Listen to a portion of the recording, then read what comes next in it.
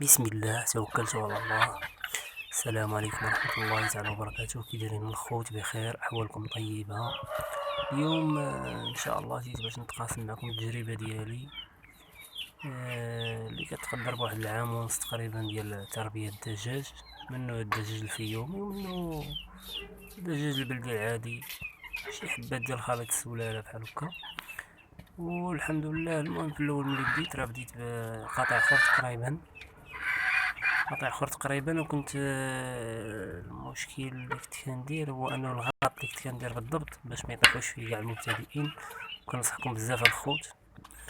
هذا الفيديو هذا ان شاء الله غيكون متخصص بشي نصائح وعلى حسب تجربتي ومرحبا بكم. تقبلوا مني، نتمنى تفهموا مني اي حاجه واخا نكون غلطت في شي كلمه ولا هذا وكنت هو باقي مبتدئ.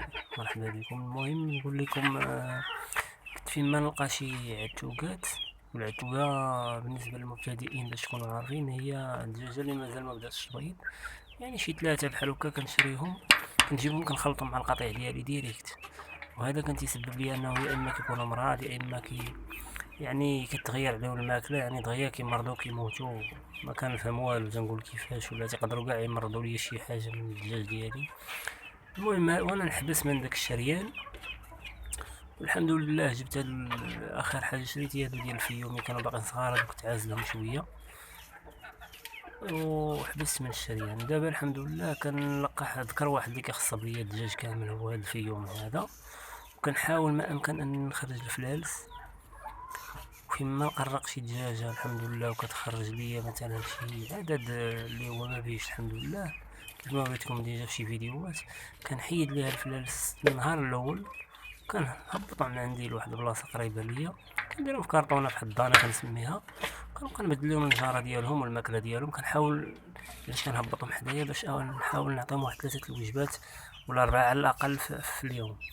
يعني كنوع لهم الماكله وكنتهلا فيهم، ومره كنعاون كيف ما قلت لكم داك خل التفاح ولا الخل العادي ولا الحامض في الماء على الاقل واحد 3 ايام مره في شحال، باش واخا كنوع لهم الماكله كنغيرها عليهم ما كيطلع، والفلاس ديالي تيكبروا معايا بصحه جيده. هذه هي الطريقه اللي كنديرها الخوت. الحمد لله القطيع ديالها غادي وكيكتر وبلا امراض، وكنصحكم بها بزاف. وكنتمنى يكون النصائح ديالي لهاد الحلقه هادي نافعينكم بزاف. مرحبا بكم في القناه، ديروا لايك وابوني.